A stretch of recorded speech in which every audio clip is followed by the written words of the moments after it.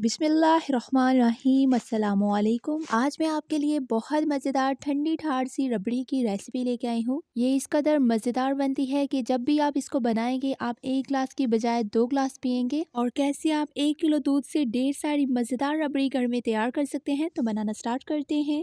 मैंने एक साफ़ सुथरी प्याली ली है। अब हम इसमें 1 टेबलस्पून तुख्म मलंगा डालेंगे।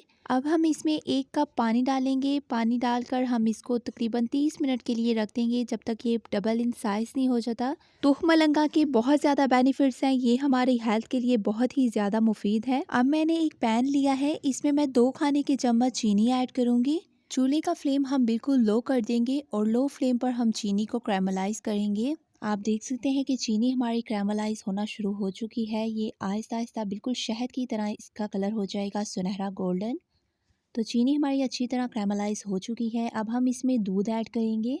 यहाँ पर आपने एक बात का ख्याल रखना है कि चीनी को आपने ज़्यादा कुक नहीं करना। जैसे ही हमारी चीनी कैरमलाइज हो जाएगी आपने फ़ौरन दूध डाल देना है, क्योंकि आप अगर इसको ज़्यादा कुक करेंगे तो चीनी हमारी जल जाएगी, जिससे इसका टेस्ट जो है वो कड़वा हो जाएगा। यहाँ पर दूध मैंने 1 लीटर लिया है और फुल ऑफ क्रीम लिया है। आप कोई सा भी दूध ले सकते हैं।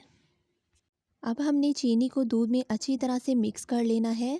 तो चीनी हमारी अच्छी तरह से मिक्स हो चुकी है। अब हम इसमें 4 से 5 अदद सब्ज़ इलायची डालेंगे और साथ ही हम इसमें पिस्ता और बादाम डाल देंगे। 2 खाने के चम्मच मैंने पिस्ता और बादाम लिया है, जिनको मैंने ब्रीक स्लाइसेस में कट कर लिया है। अब हम इसे 1 से 2 मिनट तक पकाएंगे ताकि इसे अच्छा सा बॉयल आ जाए। तो बॉयल हमारा अच्छा सा आ चुका है। अब हम इसमें आधा पाव बर्फ़ी डालेंगे। बर्फ़ी से टेस्ट बहुत ही ज़्यादा मज़ेदार बनेगा। और चीनी की क्वांटिटी हमने पहले से ही कम रखी है, इससे हमारी चीनी की कमी भी पूरी हो जाएगी और बर्फ़ी खोए का काम भी करेगी। बर्फ़ी डालने से हमें खोया इसमें डालना नहीं पड़ेगा। मार्केट से जो रबड़ी मिलती है वो इतनी जायकेदार क्यों होती है, वो इसमें बर्फ़ी का यूज़ करते हैं। यकीन करें बर्फ़ी से टेस्ट बहुत ही ज़्यादा मज़ेदार आएगा। तो अब हम इसे अच्छी तरह से पका लेंगे। हमने इसे 4 से 5 मिनट तक अच्छी तरह पकाना है ताकि दूध हमारा अच्छा सा गाढ़ा हो जाए। यकीन करें ये इस कदर मज़ेदार बनती है कि आप इसको घर में एक दफ़ा बनाएंगे ना तो बार बार इसको बनाने पर मजबूर हो जाएंगे। अब हम इसे पकने के लिए छोड़ देंगे और नेक्स्ट स्टेप की तरफ आ जाएंगे। अब मैंने यहाँ पर 2 खाने के चम्मच वनीला कस्टर्ड पाउडर लिया है। अब हम इसमें हाफ कप पानी ऐड करेंगे और इसको अच्छी तरह से मिक्स करके एक पेस्ट तैयार कर लेंगे।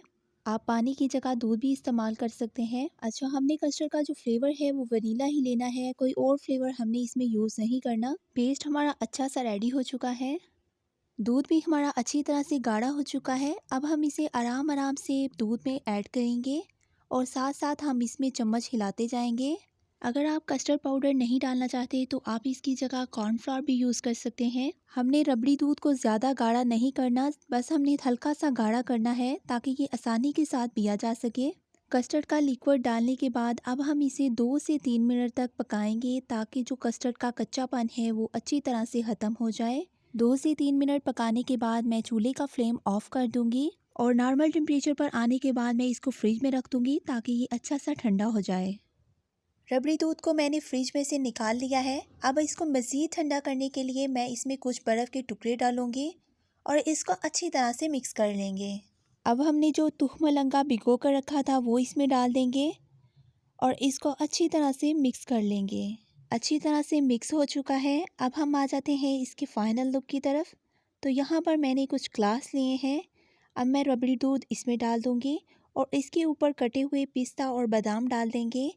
इस ड्रिंक को आप घर में ज़रूर ट्राई कीजिएगा। यकीन करें आपको बहुत ज़्यादा पसंद आएगी। अगर आपको मेरी एफ़र्ट पसंद आई हो तो मेरे चैनल को सब्सक्राइब, वीडियो को लाइक, शेयर, कमेंट और बेल आइकन को प्रेस करना मत भूलिएगा ताकि आपको आने वाली मेरी हर वीडियो का नोटिफिकेशन मिलता रहे। और अपनी फीडबैक भी हमें ज़रूर दीजिएगा। अल्लाह हाफिज़।